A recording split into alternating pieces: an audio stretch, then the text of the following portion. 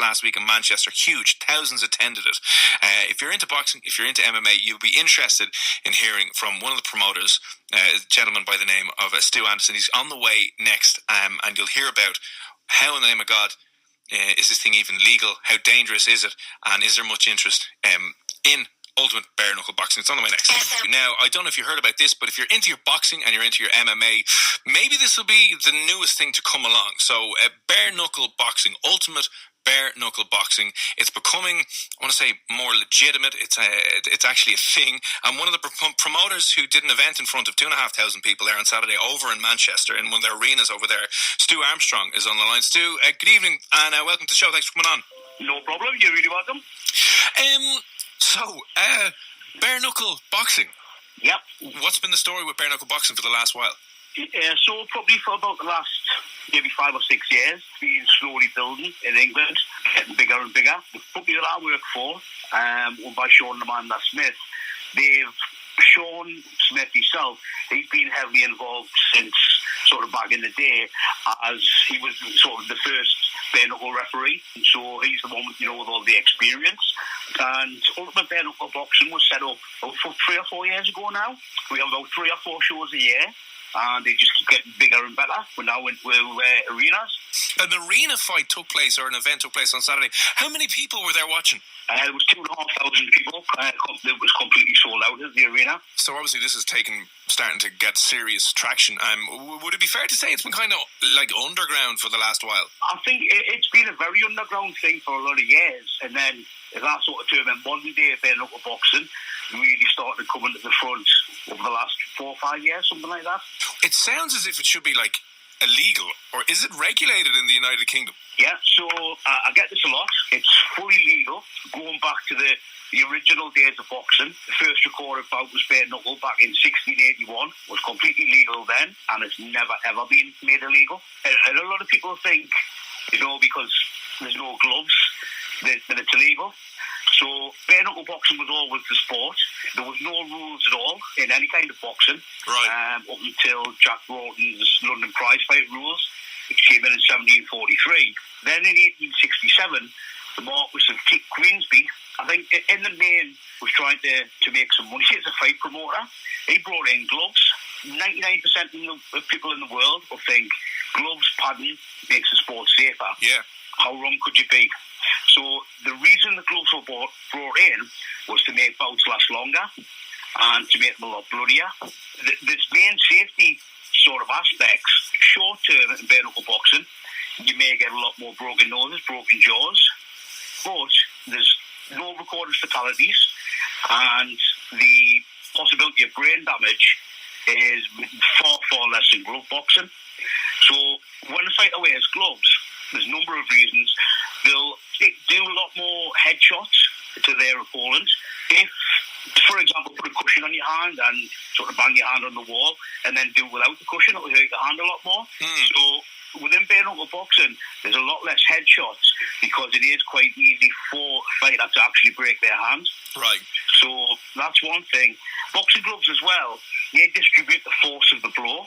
So they make the blow actually bigger, and that rattles the brain around inside of the skull, which is the main cause of pugilistic dementia. Not hopping on too much, but if I'll just pull up some stats there because I knew it was coming on. Up until 1867, for 100 years preceding that in America, there was no recorded deaths, and that was in the bare knuckle days. Now there's 2 to 3 recorded deaths a year through glove boxing. And it's estimated that 15% of all boxers have got some kind of permanent brain damage. As you know, you hear the old term, they'll be punch drunk. Yeah. The full term for that's pugilistic dementia, which can lead on to full dementia. Look at one of the greats, Muhammad Ali. That's how he developed Parkinson's disease. I've heard that before, in which it's the repeated banging of the head from the cushion, the glove, that does lead to, as I said, the swelling of the brain and stuff like that. But from a boxer's perspective, is it harder to have a career in that industry? Because as you said, if you wind up breaking your hand, I imagine, or breaking a jaw, I imagine that's not a quick return to form or a quick return to the ring. It's not. Broken hands can be quite common. I think the main thing that this fighter needs to remember is, although it's called bare knuckle boxing, they do actually wear bandage hand wraps. So it's the quality of these hand wraps that ultimately protect the tools of their trade, their fists. Yeah. And a lot of it is the way it's wrapped around the wrist. It supports the wrist and supports the hand. Also, you'll find that, if you put your fist in front of you and sort of clench your fist as if you're going to hit someone, you hit them with a fully closed hand, where if you had a boxing glove on, your hand is partially open. Right. So that's also a thing that you'll see a lot of bare knuckle boxers when they're getting ready to throw a punch. They've got that hand partially open because it always has been, because they've been used to fighting with gloves. Yeah. And the knack of it is make sure to close the hand before the impact. How much could do the top fighters in bare knuckle fighting? How much are they making, or could they make? It all depends, to be honest, on what the matchup would be and who they were fighting and what country they were fighting in. Yeah. But it is. I mean, it's not millions. It's not hundreds of thousands, but it is substantial amounts. Are there any full-time professional bare knuckle boxers? Yes, so we've got a couple in our promotion. Notably, we've got former two-time world champion Luke Atkin from York. He is a permanent full-time professional bare knuckle boxer. He's a former ABA champion as well.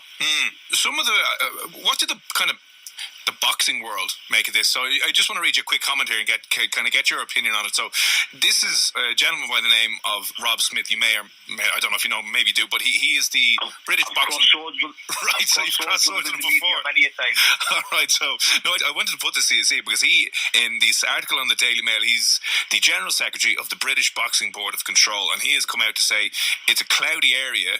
He believes that the bare knuckle boxing is illegal, and that the police deal with it as a matter of public order. So obviously you know Rob Smith much better than I and what his opinions have been. But what do you make of that when he comes out and says it's a cloudy area and he believes it's illegal? In a nutshell, it's factually incorrect. Right. So well in advance of when we're going to book a show, we plan them sort of 6, 7, 8 months in advance, and we always consult with the local police and the local council, and we do apply for a licence in the same way that you would if you're staging an MMA show or a professional boxing show. If it's licensed and the police agree to it, I don't see how it could be illegal. I think he does go on to say in that article that it's dealt with as a public order offence. Yeah, he mentioned that. Broken up by the police. Now, that would be the case if it was a bare knuckle boxing match that was held around the back of a pub or a back alley. That's a completely different sport altogether, one that we're not involved in. Yeah. So we've actually got exactly the same medical care as professional boxing. So we've got medics, fully trained and experienced medics by ringside. We've also got fully qualified doctor. And an ambulance on standby outside. And I saw, I saw the last year in 2018 anyway, the United States had their first official license one in Wyoming, and Vice, the news outlet, did a very interesting documentary kind of following that around as well. And if you're listening to this right now and you're hearing bare knuckle boxing and you think it is just at the back of a pub, these events, as you said, they're in arenas, they're like any other boxing thing, it's just minus the gloves.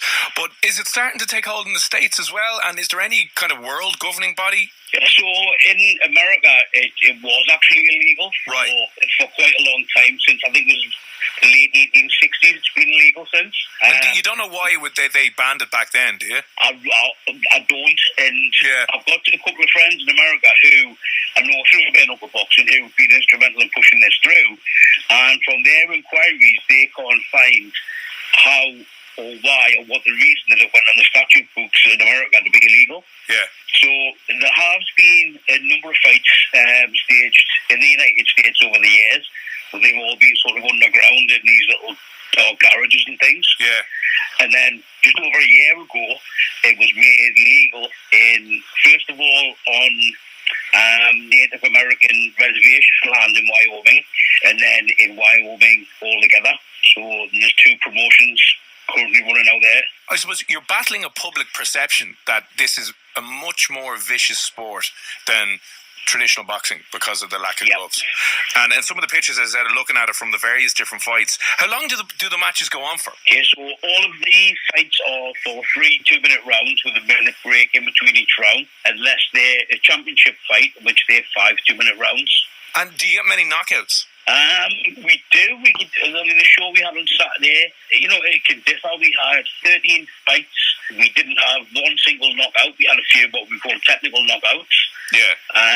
The show before that, we had 2 knockouts. It all depends. And was there any kind of broken jaws or hands or anything at that?